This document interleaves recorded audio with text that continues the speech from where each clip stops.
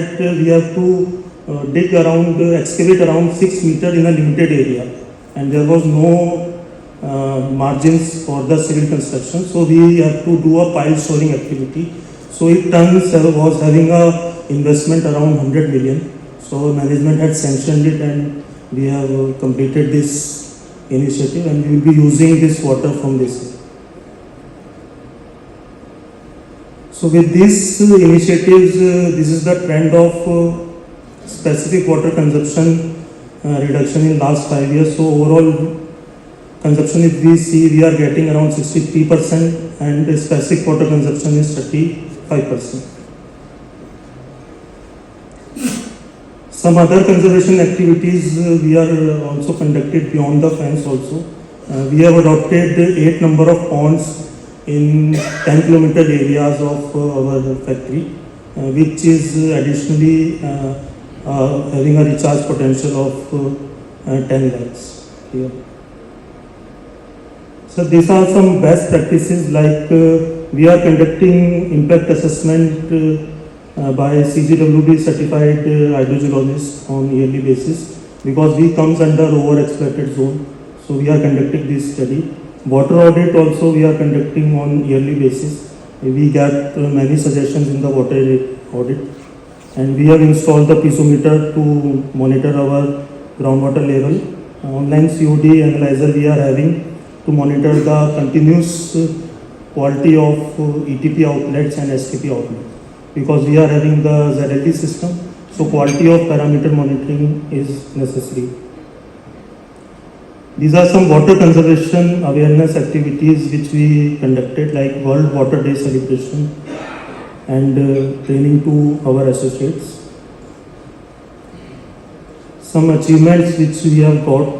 We are a CII Greenco Platinum certified company, and we have also get appreciation from Haryana Pollution Control Board for our zero liquid discharge system.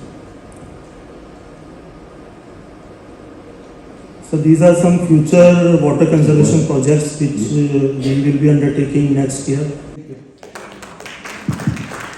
Thank you very much, Mr. Amit Ankit Goel, for an excellent presentation.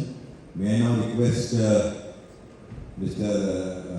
Devendra Bhute from Gujarat Fluorochemicals to give a presentation on the achievements. Yeah. Good morning, sir. Good morning, officer. And good morning to all of you, sir. Actually, I want to say one thing which I think most of the people sitting here, most of the dignitaries sitting here will definitely agree upon. For effective operation of any industry, a sustainable water supply at right quality, of right quantity, at right price, at right place, and at right time is required. Are you agreeing with me or not, sir? Yeah, thank you. So, I'll just present the best practices which we are following at Gujarat Fluorochemicals Limited. Basically, it's a Inox GFL group of company, and I'll just, this is the manufacturing process and major products. Actually, we are exporting 85% of our product to most of the European and US outside the India actually. So we are major manufacturer in fluoropolymers, fluoro specialties, refrigerant and chemicals. This is our complete product structure. You can see here actually. I will not go, I mean to say that product by product, but it is completely a backward integrated plant actually. The water consumption in most inside our factory is basically divided in 3 major areas. That is process, boiler and cooling tower. Boiler is basically we have the captive power plant, both thermal as well as gas. Based on the rate of coal and based on the rate of gas, we are operating either of the plant actually. And in process there are 37% of water gets consumed, 44% in cooling towers and 19% in the boiler basically. The cooling tower, mostly the water which is consumed is evaporation rate which normally happens in cooling tower in natural process. To improve, we have to measure first actually. So this is basically a complete analysis how we are measuring our water throughout the factory.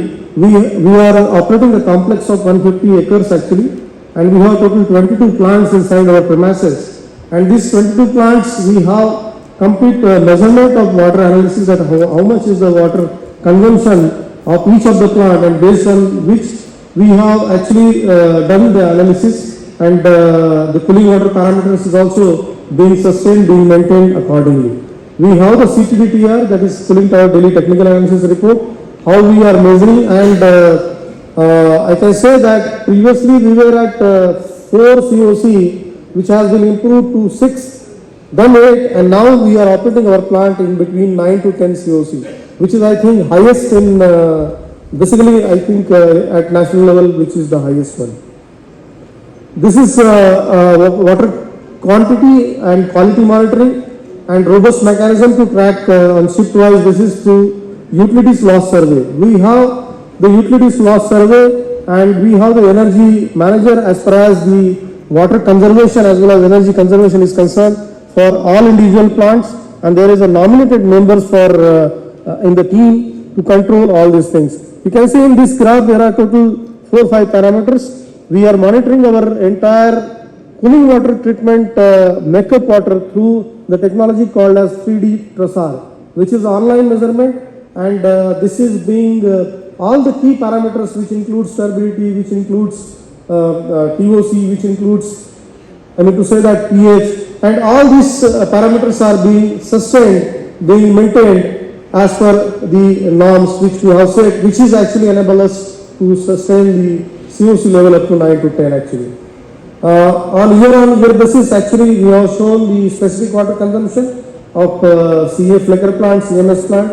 It is basically, we are a chloralkali manufacturer also, we are chloromethanes also, we have AHF, HCFC, then we have CPP also, captive power plant, and polymer, as I have told you that we are basically fluoropolymers and fluoroelastomers, and chemical also. Overall, there is a reduction, and year-on-year basis, we are reducing our water consumption in terms of specific water. That plant-wise we are monitoring it, and based on which the specific water is being reduced.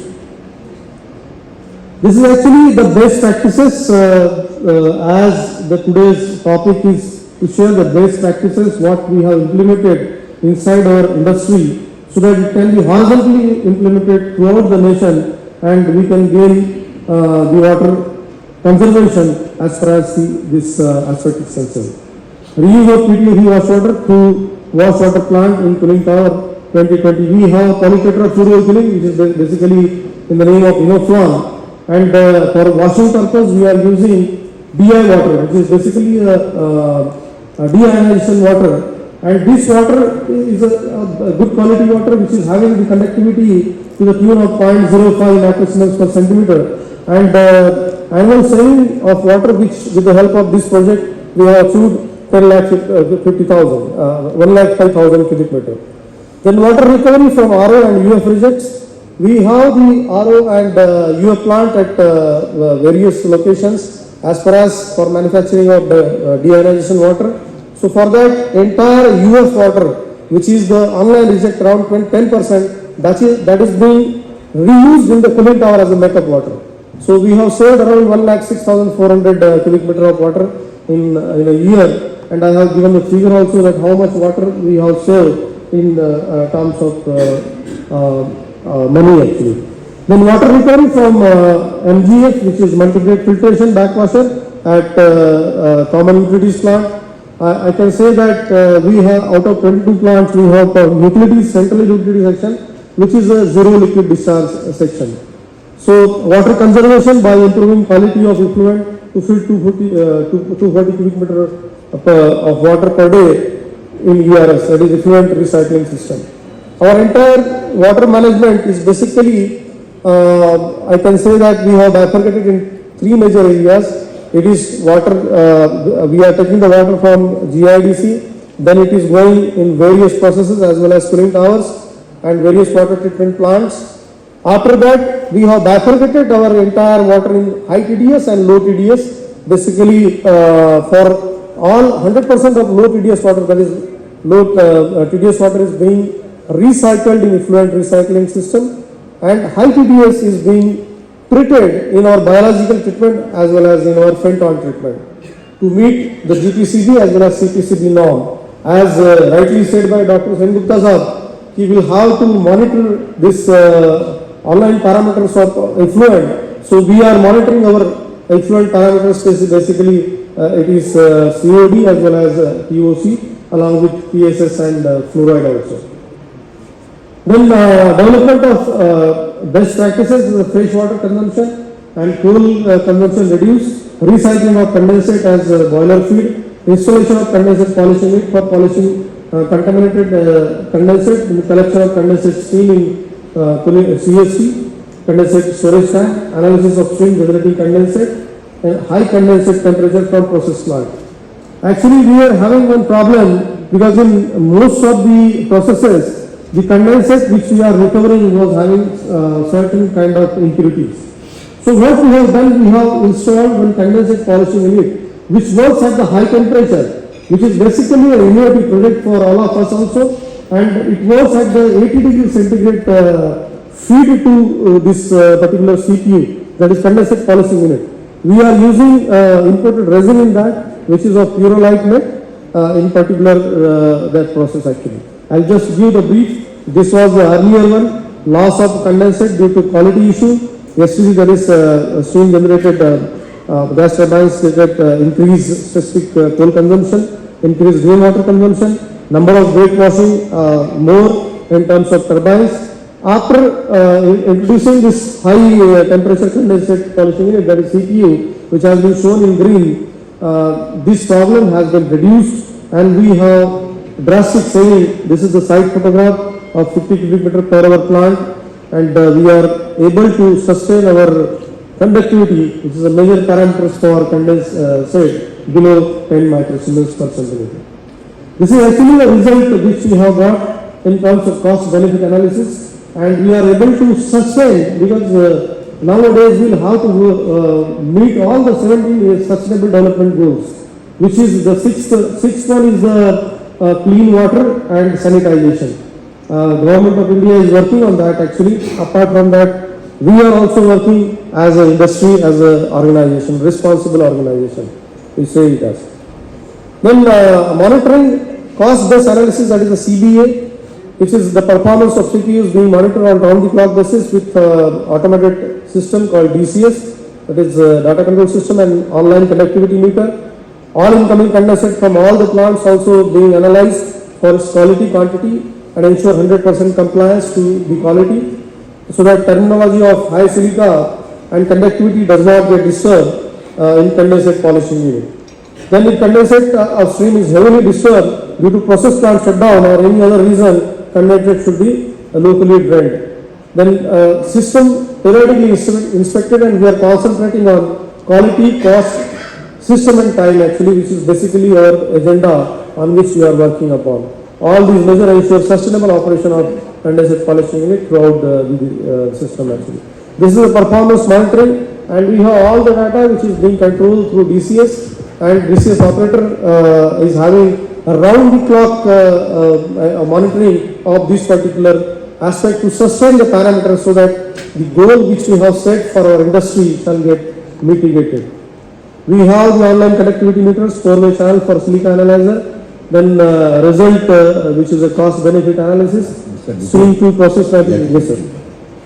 Optimization up to utmost level करना है. Thank you very much and have a nice day. Thank you. Thank you, Mr. Bhute, for your very comprehensive presentation. Now, may I request Ms. Prerna Kapoor.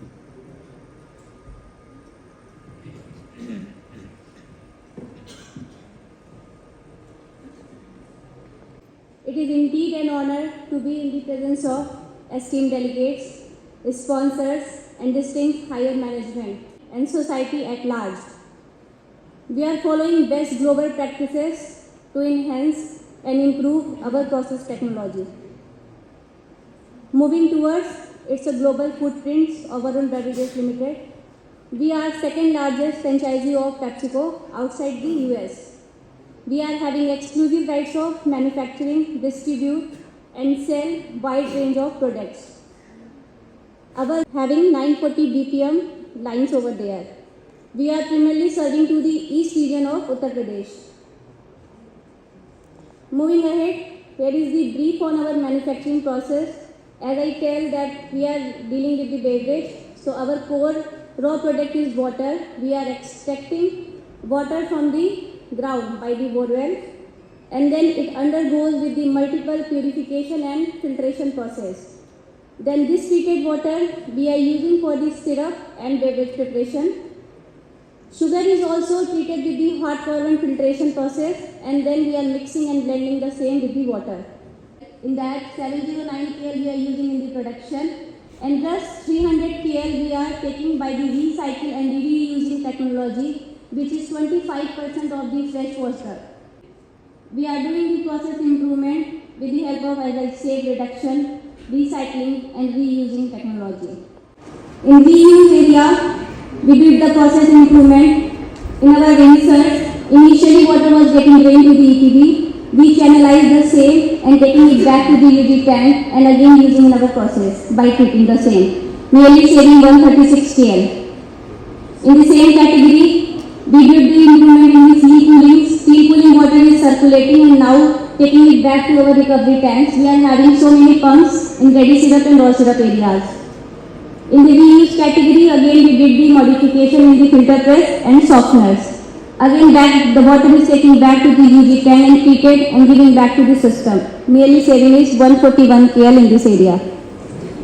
If we talk about the recycling, we did the technological intervention over there. Previous technology was certain challenges over there, so we installed the tube settler. It increased the efficiency of our recycling category to monitor the water consumption and to avoid any potential water wastage in that areas. In our specific water consumption, WR is basically specific water consumption, which is 1.34, best as per industry standards. I am sharing it with the pride and honor that Sataria is awarded for best WR plant in Dubai conference in our internal annual meet, CIA National Food Safety Awards and Green Building Awards.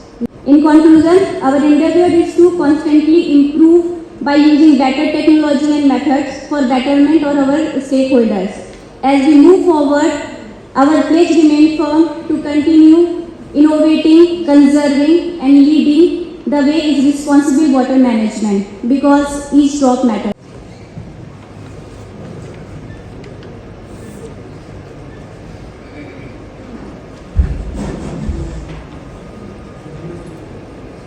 You have to introduce your company's name and ask the questions. So my name is Balasai Deshmukh. I am from JSW Steel, Nagpur division. I have questions to you only. So you have explained very well regarding the disposal of hazardous waste.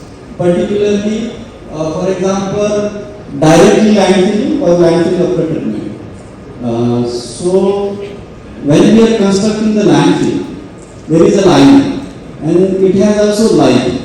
Particularly when liner are joining with the help of thermal leveling, it may have its own period of the life, and our disposed waste is having the half-life period, more than that also, because maximum CHWTS we have constructed after 2000, so it is having the near about 25 years of the life. So what will happen when that thermal welding will detach or something, that particularly heavy metal or other thing will percolate inside the land and get the pollutant. So this is the one question, how we are addressing that. Second one is, particularly CPCB is encouraging for the co-processing, reprocessing or pre-processing. But when we will encourage the companies to use other waste as a raw material for the others. So this, when it will be happen that particularly waste of one company will become a raw material for the other company. very good question, I think. To answer this thing, the second question first. CPCB is always encouraging, CPCB and most of the SPCBs also, the pre-processing and co-processing of the waste in the cement plant is one of the very good options for the disposal of the hazardous waste. Number two, if the waste from one industry, which may be hazardous or may not be hazardous, it can be used to other industry as a raw material. That is also possible. Only you have to take a permission or as a information you have to give to the concerned state pollution control board, and you have to follow all the guidelines of pollution control board to follow that one. I know that many cases one industry is sending their waste or we can say the byproduct to another industry for their as a raw material or their things. This is very common in our country now. Only thing that we have to take it regular permission from the concerned state pollution control board to avoid this thing. This thing also can be reflected in your application and in their consent to operate. They can mention this thing that this waste can go to this industry. So you have to sign a MOU between them. I gave an example of the one industry. This is loss to the company, and this is the adoption of. There are so many best practices we have implemented. That is the uniqueness which I have told you. Effluent recovery system, we have the 2400 cubic meter per day effluent recycling system, wherein I have just explained you high TDS and low TDS. This is the development of best practices, and this is before, this is after. This is monitoring of cost-based analysis in CBA, 3 crore per annum we are achieving. This is the figure which is actually we have our executive president operation here also, Dr. Sanat Kumar sir, and he always say कि जो होता है वही बताओ. हम actually करते हैं 5 करोड़ लेकिन बताते हैं 3 crore per annum. That is how it is actually. This is the cost benefit analysis. These are the adoption of best practices. Increase in COC in all the cooling towers. Recovery in UF. As we all come to know that a lot of climate change related disturbances and the challenges faced by the industry and the government, so we need to think about the resilience to the climate change associated risks and the regulatory compliance, risk mitigations. We have to think about the risk mitigation not only within the plant operation but outside the plant operations also. And the corporate, we have to work as a responsible corporate. We also ensure the ecosystem health in and around where our operations are. And also the long-term business viability and sustainability, we need to work very closely with all the stakeholders and the community, and enhance the relationship with the stakeholders, and to get this competitive advantage over the others.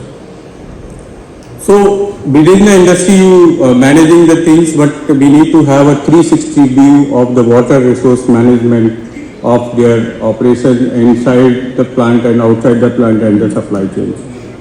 So in Water Institute, we have developed a few services keeping the industry need and the requirements in mind. We have a water risk assessment tool, WatchCat. We have a hydrogeological assessment services, water quality related services. We have a multidisciplinary team who is handling this with a lot of data analytics and supported by the ground surveys.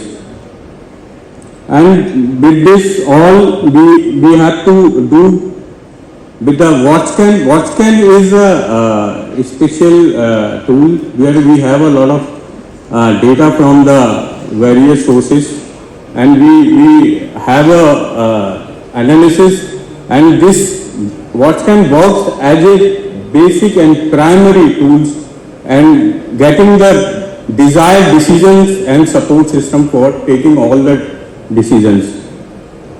So we have done 400 plus WatchScan studies pan-India basis. We already mapped 3.6 lakhs square kilometers, 11% of India's geographical area. And we just want to share with you one of its a unique study we are doing with the on water quality status and causes, where we are finding to provide a actionable plan for safe drinking water that will likely to impact the 25,000 villagers in that particular watershed. So we are following very robust approach and methodology, and by this adoption of appropriate measures and technology, that company and industry in that particular geography will on ground actionate for the checking water quality concerns for the villagers, and this will help that industry for planning for building resilience in minimizing future industry and community resource related conflict in future. Another study, we are getting a lot of inquiries from the industry that where to site the bore wells, and they always come with the problems that we have dig this particular area, we are not getting the waters. So with this WatchScan SCADA services, we are doing a lot of surveys on ground in particular area, and we are pinpointing that in particular location, if you dig the bore wells, you will get the water in particular depth and aquifer. So just with the scientific rigor, we'll come to know that by just moving from one particular location in a few meters, you can get a sustainable source in that particular location. So without taking much of time, this is, and you can also visit our CI Water Institute stall back in the further services. Thank you. Now, thank you, Sanjay Gupta. It was a wonderful presentation about the WatchScan. Now I would like to invite Ms. Nabin from L&T to present the views. I'll be primarily talking about our integrated community development program, and we have 9 such project locations across the country, 2 more coming up in the pipeline. But for the purpose of this presentation, we have selected Devgaon's cluster, which is at Aurangabad district in Maharashtra. Now, as I said, our integrated community development project was launched somewhere in 2014-15, and it's under the overall theme of building India's social infrastructure, which also happens to be our CSR theme. And we are focused on 3 states, primarily Maharashtra, Rajasthan and Tamil Nadu. And what we're talking about today is also a very similar kind of an intervention is also ongoing in other watershed areas in these 3 states. So the overall thought is comprehensive development of drought-prone, water-stressed regions. And we try to do this through enhancing water conservation, governance, and the community's capacity to improve rural livelihoods and quality of life. So the whole focus is basically overall integrated development of the community, whereas the entry point is water. And our hypothesis is if you make water available and promote judicious use of water, you can definitely impact other areas and create a positive difference there. In 2019, when we launched the project in Devgaon's cluster in Paithan block of Aurangabad, the land was degraded. Our focus was to reduce water stress. This region falls under the Marathwada region, and to improve primarily availability of water for drinking, sanitation and agriculture in that order. And through that also improve irrigation potential, to have effective water distribution, and also to strengthen the local institutions for better water governance, for sustainable management, ecosystem regeneration, and through water budgeting and stewardship mechanisms. So overall, the aim of the project is to enhance the overall quality of life and to positively impact areas of water, health, sanitation, education and livelihood. And once a certain level of water sufficiency is achieved, we gradually move into the other areas of intervention. So when we started, we started with construction of vital civil structures. These could be check dams, CCTs, VATs, farm ponds, etc. And the idea is to capture and enhance water availability and to promote groundwater recharge. A very, very critical element of this project is also the community involvement. So community sensitization plays a big role. Training, workshops to improve community skills and knowledge in water management, teach the community water budgeting and efficient agricultural practices. And also what we've seen is crop selection, pest management, climate proofing, promoting organic agricultural practices. All these things go a long way in water conservation too. And very important, as I said, is building capacity of the village institutions and empowering the communities so that once we exit, this project remains sustainable. So we looked at these, main thematic areas for the project: soil and water conservation activities, health, water, sanitation initiatives, social mobilization and institution building, which is a very key part of project sustainability, water resource development, climate proofing and climate resilient agriculture, women and child development, and livestock development. Usually when you are in a drought prone area, livestock is a very important part of, enhancing the livelihoods of the local community. So all these aspects were touched upon during the project activities. In a nutshell, since the time is extremely short, I'll just go through some of the major achievements of the project. We achieved a significant increase in the groundwater levels. We achieved water availability, which was like for a few days in the year, and now it is available throughout the year, through 365 days a year. Of course, rainfall is one of the factors, but there is definitely a good storage capability or capacity that has been built in these communities. Also, the demand estimation was for a period of 15 years. So we are hopeful that whatever is there in place today will help the community at least for the next 15 years to come, and they can definitely build upon that. Also promoted, water saving devices. We've seen a significant about 35 to 40% increase in crop productivity. And what we feel very proud about is the community participation and the improvement in the women's participation in decision making. So women are an essential part of the village development committees, the water user groups, the SFGs, etc. And they now have a voice in how the water that is there is going to be utilized for the years to come.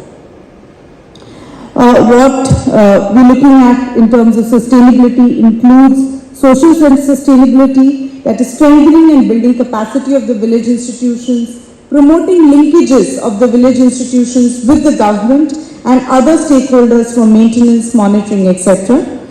Institutionalizing the water budgeting and regulating crop planning, because in the years to come, you can make water available, but how they plan their crops and what kind of crops are going to be planted plays a significant use in determining usage. So community really needs to be sensitized, and they need to take collective decisions in terms of how they're going to manage their water resources. Economic sustainability by promoting certain climate resilient agricultural practices, linking the SHGs that have been created to the MSRLM to enable a credit pipeline after we exit from these communities. And also environmental sustainability. Of course, all these things contribute to environmental sustainability, but to reduce in the long term, the dependency on agriculture by also promoting agri-allied livelihood activities, within these communities. So what are some of the lessons that we learned?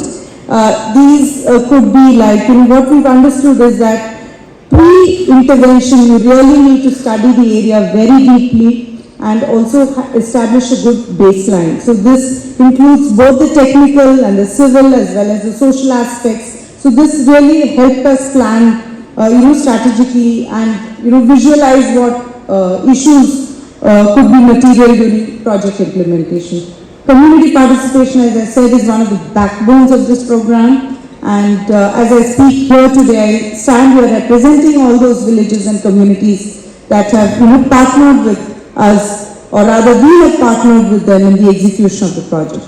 governance and convergence of the government programs, because you really can't function in an island in isolation there. You need to connect with whatever is existing, because this builds a pipeline for the communities in the years to come. Building capacity of the community, providing knowledge, skills, etc. And of course, one of the strong pillars has been women's participation in project design through project life cycle, and now we also see them emerge as leaders and change agents in the community. So that's all from me. Thank you so much. Community development. So, thank you very much. Now we move to the next presenter, Mr. Padma Kumar Jain from Nayara Energy. Please. Good morning, everybody, respected jury, co-panelists and friends. I just give an overview about our water and livelihood interventions that is done by Nayara Energy. So, Nayara is a second largest single location refinery based at Devbhoomi Dwarka of Gujarat near Jamnagar. And we designed this Gram Samriddhi project to enhance the overall well-being of rural community. So if we talk about what challenges are there, so we are based at sea coast in Devbhoomi Dwarka and Jamnagar. So there are a lot of challenges, like seawater ingress is the main problem. Irrigated area when we initiated this project was only 7%, and same time due to climate change in various regions rainfall is erratic. So to meet out these challenges, we designed this project. And our project is initially initiated in 15 villages near Vadinar refinery, and then we scale up this program up to 35 villages.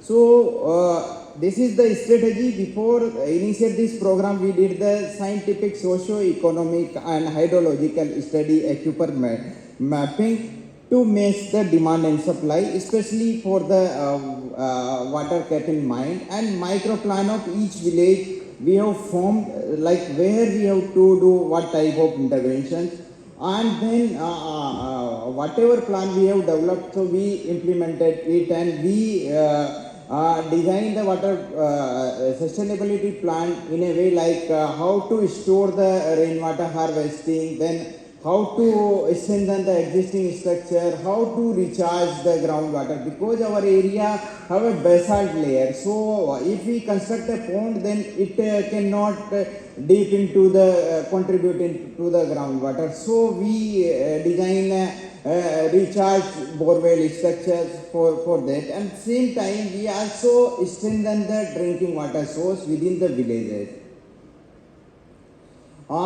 To optimize the whatever available water resources, we promote micro irrigation systems. We initiate low water intensive crop that also give the high remunerative value to farmers.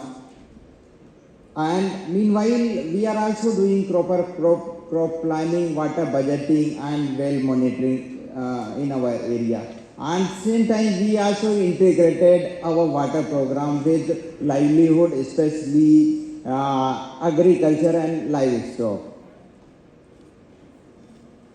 And we also focus on water conservation, institution building, because once we withdraw from that particular area, then community can take over this initiative. So we supporting Farmer Gov. We also formed farmer producer organization. So if we implement all these activities, then we will achieve the overall goal of this project. So as I mentioned, in water conservation activities or water harvesting activities, we have three major activities. One is how to store the rainwater through different water harvesting structure. Then how to enhance the groundwater recharge through artificial borewell, and how we can optimize the water through micro irrigation and proper crop planning. support from the government. So that Nayara invested 63% and we converge around 32% from different government schemes and 5% Tamil Nadu. Our whole focus on the subject of sustainability, and in the simple words to put it, between people and planet. While we have been seeing examples talking about within the fence, beyond the fence, and I also believe there are a lot of fence sitters. And essentially, anything and everything you do or touch on water, when I say fence sitters, we're talking about back home, we're talking about places over here where we consume water. It's the same subject.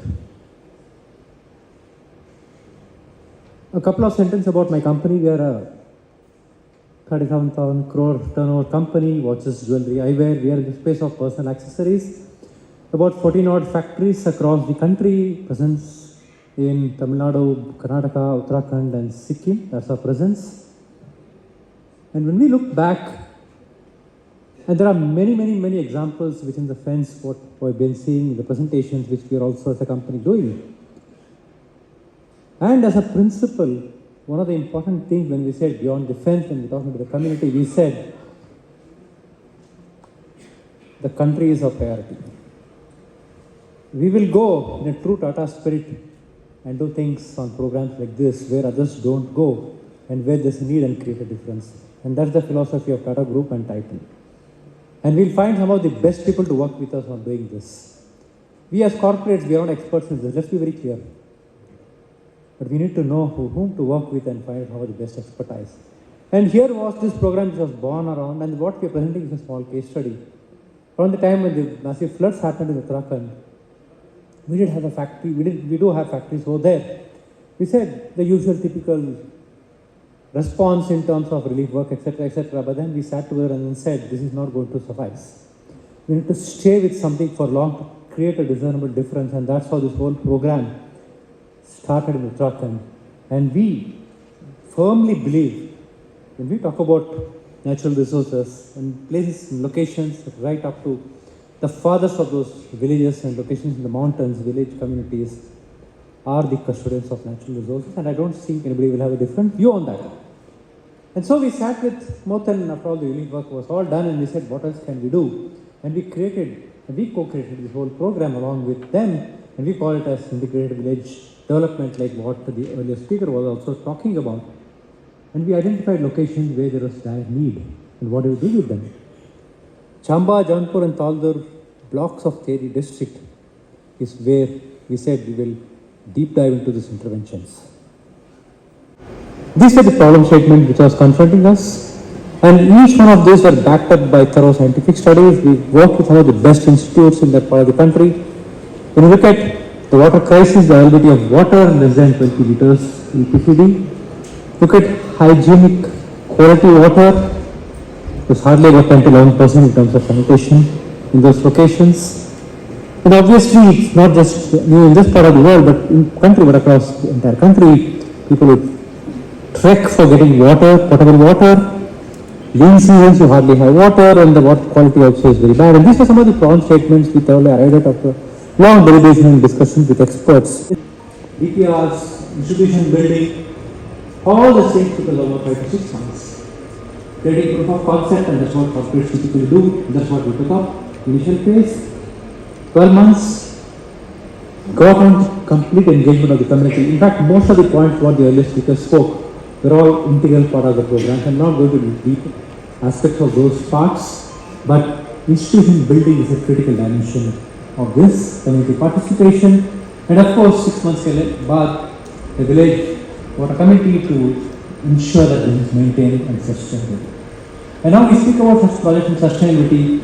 The important mantra as corporates, what we learn, and certainly what we learn, in a CSR project, if you don't stay, you can get nothing. You can keep talking about impact and numbers and this and that, you can keep making reports, that's not going to tell us anything much. Multiple interventions, when you look at water, access, sanitation, hygiene, technology, we brought in household delivery, management of water at the household level, the entire communication, the awareness creation, The need for sanitation, in fact, all the locations what we took in first 2 phases, 11 villages and about 14 villages later, 25 villages, were all declared as ODF free. Availability of safe drinking water, all these aspects what we actually measured from time to time within the spirit of whatever we took, the phase 1 and phase 2 really gave us solid results, and I'll come to that in a minute from now. Whether it was reduction in the waterborne diseases, water availability, sustained the water sources, and adoption of hygiene practices. I'm not going to go into details of this which are not unfamiliar, but what's important to note is each one of them were very meticulously planned and delivered. You just look at baseline work done, it takes a lot of time at every household level, and you know the terrain is not so easy to cover up. And the depth in which it was done for a period of time and at every household level, what are key issues and challenges. When you look at the aspects in terms of training, development, getting people on board, getting the entire village watershed committees to be working on this, catchment area protection work, training, survey by expertise, subject matter implementation, including training, construction, training of engineers, training of the village folks to rainwater harvesting or irrespective, because the city from which we are living in Gujarat, they are below marginal farmers. Industry is ready to do all these activities, but they are not having the land over there, or just like Siddha sir has said that maintenance, once we construct all these things, so public speaks that you have to maintain it. We are doing the CSR activities over here, so how you are addressing all these things? Main is the land availability for rainwater harvesting or recharge wells or for all the facilities which we should provide. We are also doing the poultry farm, we are also providing the sanitation facilities, we are also providing the recharge wells, but this is the major issue which we are getting over there, because all the villages, they are below marginal and they doesn't have the land.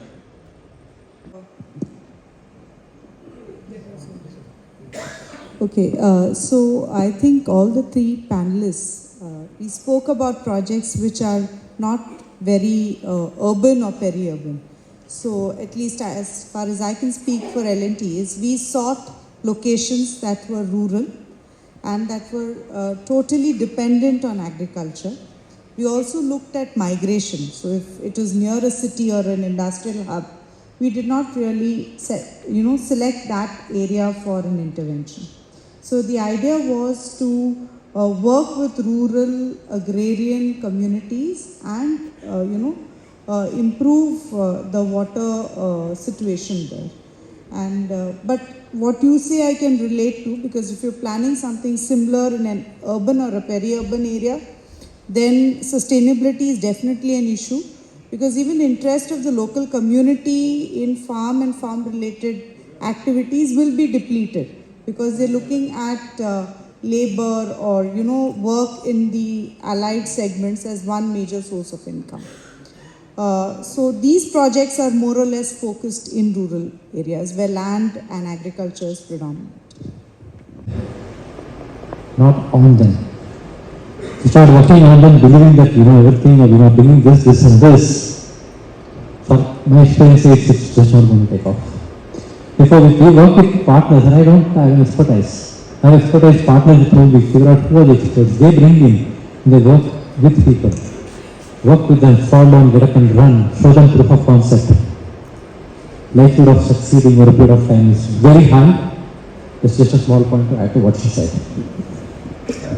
The community engagement is very necessary. That's fine. Yeah. Any other question? Short question? Yes, please. We'll take for becoming a speaker along with product development in water and other parks where there is commercial building. What is your question? Query? Query is there any commercial building where students can get training of water and also there is sustainability in that? You can have the training at the university level or college level. They can always, collaborate with the industries, also the NGOs. They can take the students to the field for the training. So you have to look for those opportunities. You have to liaison or see the interaction with the, the nearby your colleges or university who are conducting such kind of the programs. they can certainly bring to the field level where the industries or the NGOs are working at the grassroots level for the training. Along with that, how can they also become speakers, just like you guys? You see, it is a long process. Once you get trained, you have to get involved, and then certainly you reach to a place where we are today. Yeah? So it depends upon all the hard work by the individuals, their aspirations, their passion. You know? Whether they are from rich families or poor families. Nowadays it doesn't matter about the poor and rich, because all the institutions are providing very subsidized, the fee structure for the study. The banks have come forward to give the loans. When you come to during the admission time at IIT, all banks will be on the roads. They are voluntarily giving the loans to all people, all the students. So once you have certain qualification on certain admissions, you are having ample opportunities to getting loans, very soft loans by the banks. So nowadays that is not a bottleneck. Even the institutions are providing many fellowship programs. Many are even supporting, like I'll tell you, in IITs, nowadays we are even supporting the students to travel to abroad twice in a year even. If they are doing some research work, trying to publish or present some paper in international conferences. So nowadays the opportunities are ample. Only the students have to, they catch hold of those opportunities and come in the line of the eligibility. That's all. My co-chair, Dr. Seth Gupta, and all the panelists who have given wonderful share their interventions or their work carried out at the grassroots level for upliftment of this society and for the sustainability of the water. So thank you very much to all the panelists and also the audience who have given the patience hearing and interacted well with our panelists. Thank you very much.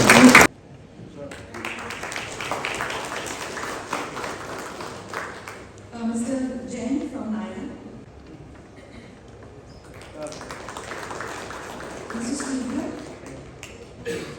Who are present here today, my very good greetings to all of you. I am really delighted to be present among all of you today on this special plenary session, which is related to the National Award for Excellence in Water Management 2023. We all know that the world is facing an imminent water crisis. As far as we are concerned as a nation, I think we are a water-starved nation, all of you know that. Because if you look at what is our reserve, we have only 4% of the freshwater reserve with respect to the global freshwater is concerned. And we have to feed 17% of the world population. So that is the kind of simple equation we have. Today, 2 billion people around the world are living in water-stressed areas with freshwater demand expected to outstrip supply by 40% within the next 10 years. The challenge is further getting exacerbated by climate variability, and the change. In fact, yesterday only I gave a talk on climate change, energy, and the kind of human factors which are responsible for the global warming. One among them is, of course, going to be some of the policy decisions which we take today, which will result in some kind of an imbalance as far as water is concerned. I would cite 2 examples. We have made a plan that we will manufacture 5 million tons of hydrogen by 2030 through the electrolysis route, green hydrogen as we call it. If you have to electrolyze water to produce 5 million tons of hydrogen, you need first of all solar energy to the tune of 211 gigawatts. You need land of the order of 160 to 190,000 hectares. And to top it all, the point which is of interest to all of us here who are present is the requirement of water, which will be in the region of 160 billion liters of water per day. Now, in my mind, we are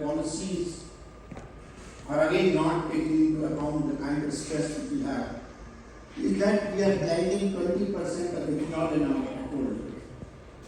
And all of us know ethanol is produced from sugarcane and added products. And the kind of water required for per acre of sugarcane is in the region of. These are the two examples I want to give you, where policy decisions what we do in our system actually are so lopsided in some ways that it does not take into account the point which Mr. Swani mentioned about the water, energy and food kind of a dilemma what we have. We have to strike a balance. So rising temperatures are altering the water cycle also. The rainfall becoming more unpredictable, while droughts and floods become more severe and frequent. Climate change is leading to water scarcity and contaminating water supply. The Intergovernmental Panel on Climate Change Assessment Report 2021 emphasized how global warming is projected to intensify the global water cycle, including its variability, global monsoon precipitation, and the severity of wet and dry events. You are seeing what is happening. It is right in front of you. What happened just recently in Tamil Nadu, the kind of cyclones we are having. Just happening tomorrow, what is happening yesterday in Kerala. Untimely, unseasonal, and the rains are not the kind of rains what we have. What used to happen over complete monsoon cycle is happening in a day, 400 to 500 millimeter of rain in a day. That's the kind of thing that is happening. So these variabilities are of monsoon, precipitation, severity, all that are responsible. And there are human factors which are driving all this. The world is likely to experience more water-related disasters and more pressure on food and fresh water as the climate crisis worsens. Climate variability brings distinct changes to hydrological regimes and influences spatial and temporal patterns of water resources in a region. Climate change affects basic components of hydrologic cycles such as precipitation, soil moisture, evaporation, and atmospheric water content. These changes impact life and livelihoods. The Indian industry has been proactively working on measures to improve their operational water use efficiency. Water consumption across processes through adoption of 3R principle, reduce, reuse and recycling are some of the measures to be taken. Measures are also undertaken in agriculture for promotion of water conservation. Niti Aayog has been talking about precision agriculture. Mr. Ramesh Chand, Dr. Ramesh Chand, whose name you mentioned. We have been now together looking at how to introduce precision agriculture to ensure flooded irrigation to be replaced by precision micro irrigation and things like that. So innovative and sustainable water management practices, for instance, precision agriculture that uses sensors and smart technology can help farmers optimize water use, reducing waste and increasing efficiency. Another effective approach to water conservation in agriculture is adoption of drought-resistant crops and use of organic fertilizers and mulch, which help to reduce evaporation and retain moisture in the soil. In regions with limited water resources, farmers can also utilize rainwater harvesting and storage techniques to capture, store rainwater for use during the dry spells. The above are some of the means to improve water usage for enabling water neutrality and water positivity. Water neutral may not only imply that fresh water use is reduced to zero, but rather than the negative economic, social and environmental externalities are reduced to a large extent and that the remaining impacts are fully compensated. That's the definition. So Niti Aayog's guidelines on water neutrality is an attempt to bring out a standard definition and approach for water neutrality, positivity status for Indian industry based on defining key principles on which water neutrality should be based. It holds immense importance to draw meaningful comparisons, enable learning from available good practices that can be replicable and scalable. It is envisaged that the standardized definition, approach and principles put forth will benefit the industry immensely. It will also help in extending and evolving this approach to other sectors areas of the economy such as towns, cities and secure water future. Today we celebrate and recognize some of the good practices by the Indian industry towards making India water secure through various water conservation initiatives. It is an endeavor to recognize efforts of industry that embody new knowledge and innovation while also providing the best chances of replication on a large scale. Before I conclude, I would like to mention that I have a vision that like you have the power grid, like you have the distribution of electricity across one end of the country to another end of the country. India is a coastal region of about 7,800 kilometers and a huge saline water reserve available in the ocean. Can India not launch a desalination practice using the renewable energy and set up a water grid which will provide water from one end to another, and that kind of a program with the help of industries who need huge water, with the help of domestic utilization between water. So all that can be made use of if we can set up a desalination program in the country along with the water grid across the nation. That should be considered as one of the missions as far as India is concerned to reduce the water stress what we are talking about. Other measures which have been already identified by the work which has been done by CII and all of you together who are into the R&D sector as far as water management is concerned is laudable, and I think it should continue. So I would like to say that, ladies and gentlemen, I wish you the very best in your respective areas and hope together we will enable India become a leader in water innovation for secure future. Thank you very much. The Principal Counselor Water Institute and Abhay Yadav, Counselor Water Institute, to kindly begin with the distribution of awards. Thank you, sir. So good afternoon, ladies and gentlemen. Very formally for this most awaited plenary. Two days of Water Innovation Summit have brought together many case studies, many learnings, and I think each one of us will certainly take back a few messages across. So just to put little things in perspective, appreciation and recognition are very powerful motivators. And as we commence the most awaited plenary, we would like to thank each one of you for your association with CII Water Institute's endeavor for improving water management. Now, winning or losing isn't everything. Sometimes the journey is as important as the outcome, and that's the message we would like you to carry forward.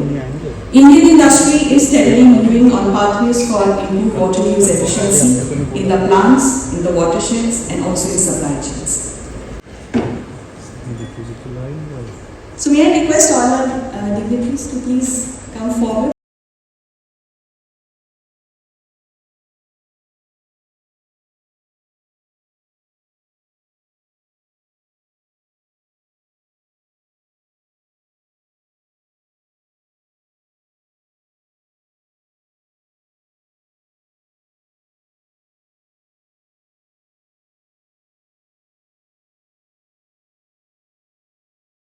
Demand side as well as supply side interventions have resulted in water saving. Congratulations, Dani and Abhishek. The next award in beyond defense category goes to Larsen & Toubro, Devgaon, Maharashtra. Larsen & Toubro has undertaken an integrated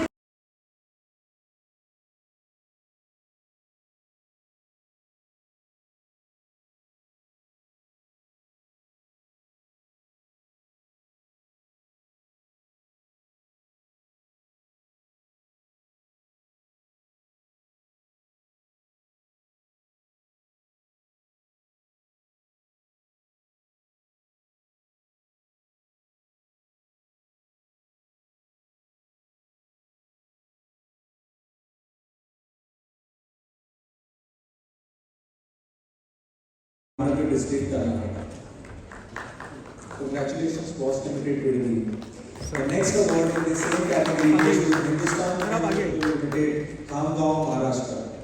May I have the team of please. Hindustan Unilever has taken up a large of Sanrakshan Pariyojana project in 11 villages in Khamgaon, Tehsil, Bulgana district of Maharashtra. Under this project, Various water interventions has been undertaken leading to creation of additional water potential, improved agricultural production, water saving, employment and income generation. Congratulations team Hindustan Unilever.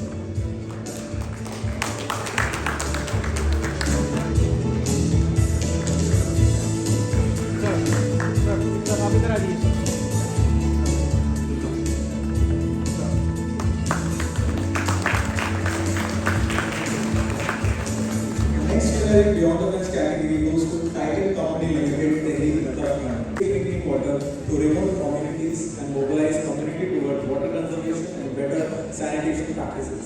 The efforts have resulted in reduction in delivery time and access to drinking water sanitation. Congratulations. Sir, this camera. Thank you. The next award in the same category goes to Naira Energy, groundwater quality and ensuring soil moisture conservation. Thank you. Congratulations, Naira. Ladies and gentlemen, this year is continuity of the event. Congratulations, Team Ira.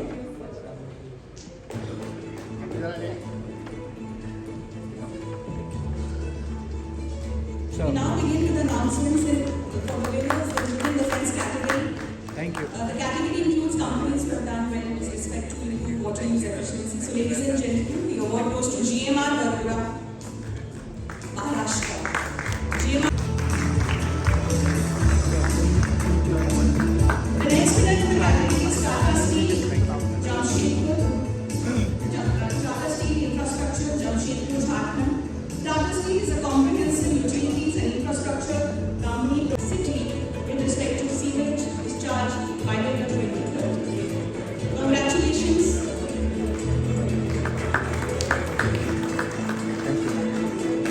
The next award in the same category goes to Bosch, Railway, officer within the. Congratulations, Team Bosch.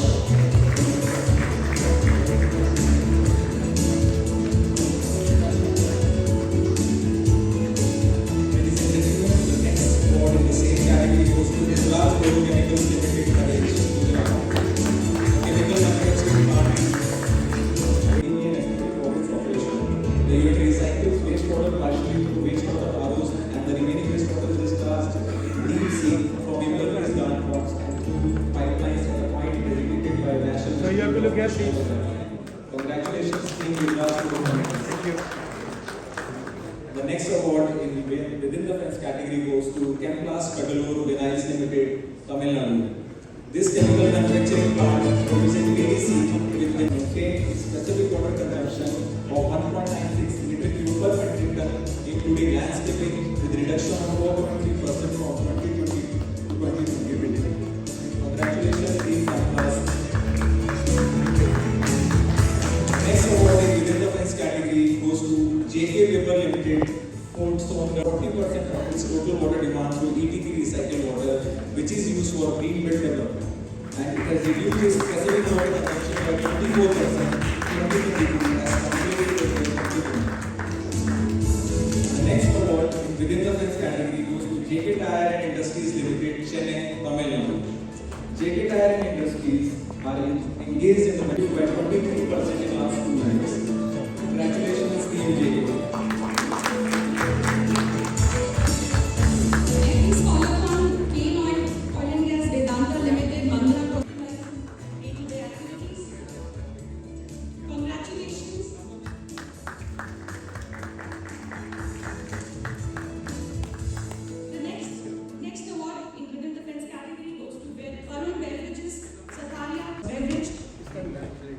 Congratulations, Team Varun Beverages.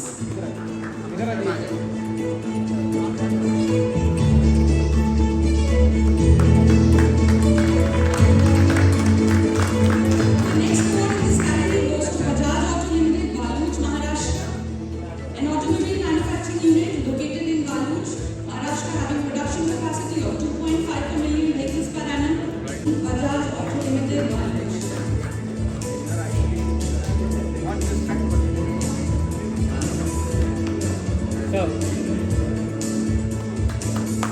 The next award in this category, next copy goes to Hero MotoCorp, Gurugram, Haryana plant. The two-wheeler manufacturing unit located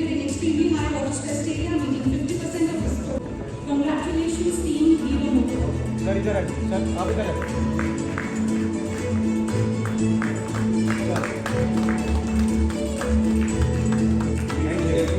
Next award within the West category goes to Tata Steel Limited, Kabuli, Maharashtra. A steel manufacturing unit. We are ready for the applause, please.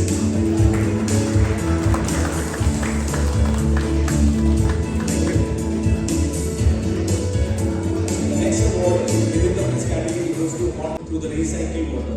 The unit has maintained a low domestic water demand. इधर आइए sir, सामने side. Guiding purpose and the system is being monitored through real-time monitoring system. Congratulations on the team. And now we have the winner in innovative water saving product category. This category includes companies involved in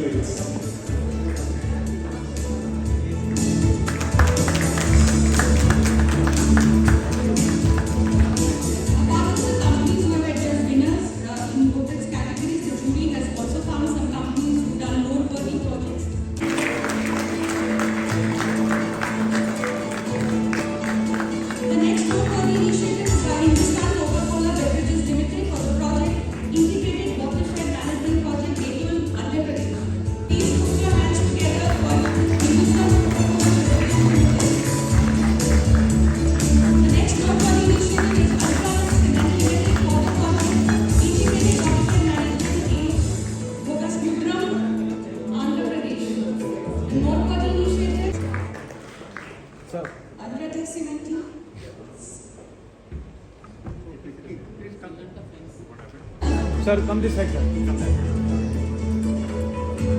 So the next noteworthy initiative Thank you. is Dabur India Limited, Dabur India team for the project Desert Blue.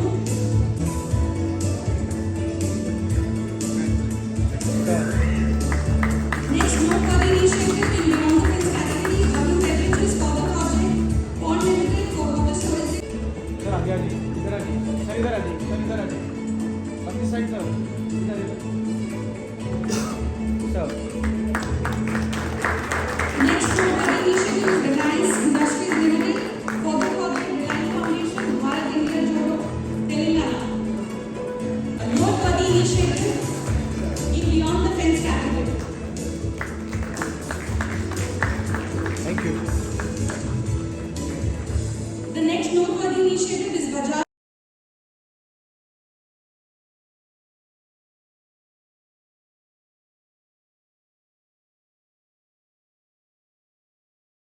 Facing Wardha, Maharashtra. Bajaj Energy Limited.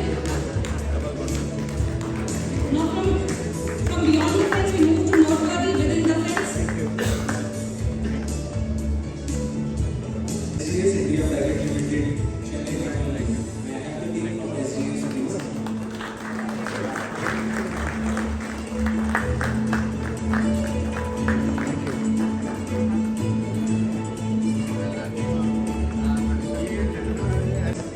Award in noteworthy category goes to Cummins Technologies India Private Limited, Falta, Maharashtra. The team from Cummins.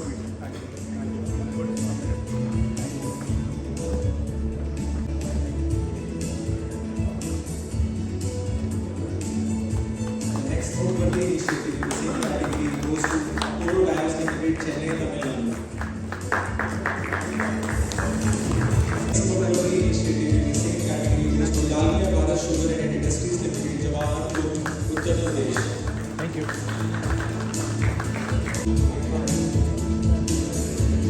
The next noteworthy initiative within the fence category goes to Nabha Power Limited, Rajpura Thermal Power Station, Punjab. May I have the team from Nabha Power, please?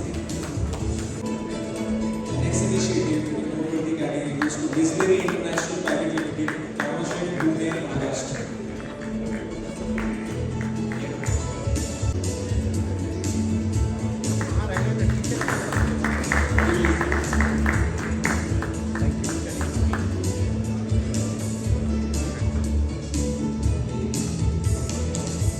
Initiative award goes to Bisleri International Private Limited, South Goa.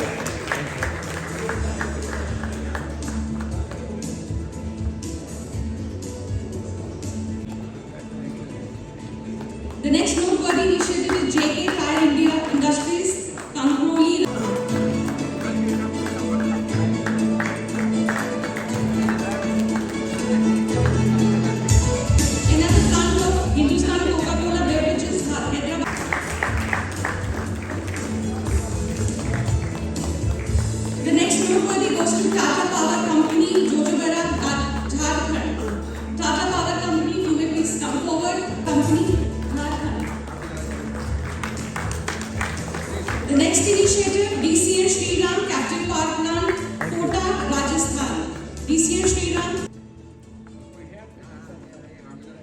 The next noteworthy initiative, Varun Beverages, Sri City, Andhra Pradesh. Varun Beverages team, if you may please come forward. Noteworthy initiative within the fence category. This is Sri City, Andhra Pradesh.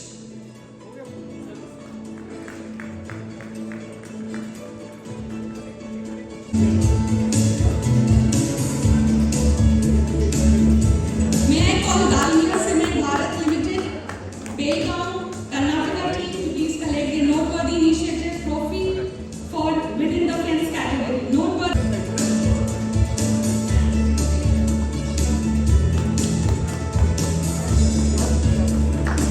Rounds of applause for Ultratech Cement.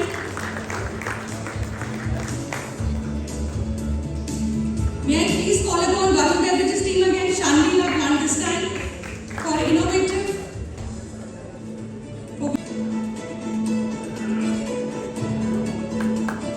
We have Hindalco. Finally, we have Hindalco Industries Limited, Nagpur, Maharashtra. Hindalco team, if you can please come. A big round of applause. Ladies and gentlemen, this brings us to the end of the awards ceremony. Once again, congratulations to all the winners of PI National Award Fair. Can I please request all the winners of the noteworthy initiatives to get trophies and certificates? We'll have a good photograph, everybody.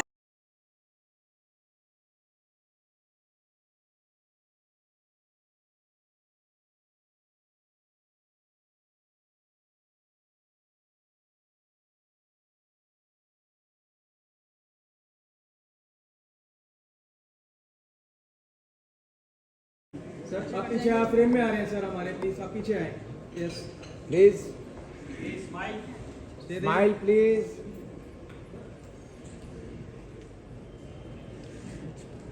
Thank you